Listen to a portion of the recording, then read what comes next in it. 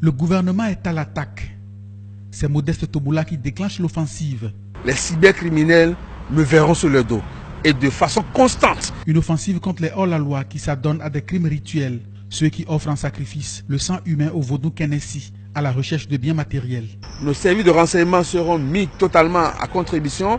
Les jeunes gaïmans seront systématiquement investis dans leur domicile.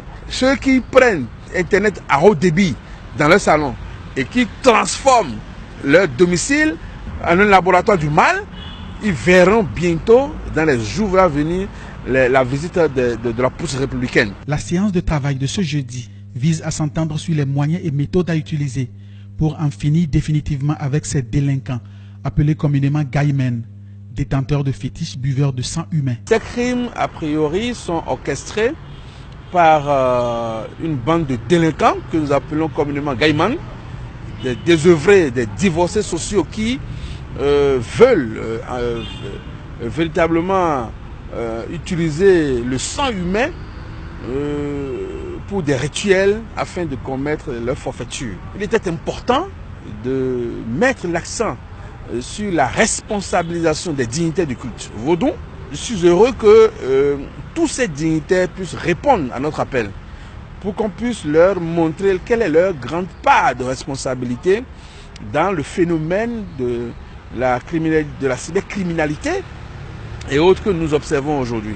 Les hauts dignitaires des différents cultes endogènes adhèrent à l'initiative et s'engagent à porter le combat. Nous, les dignitaires, nous devons être vigilants. Il y a aussi une critique, une autocritique que nous devons faire parce que ce sont nos enfants.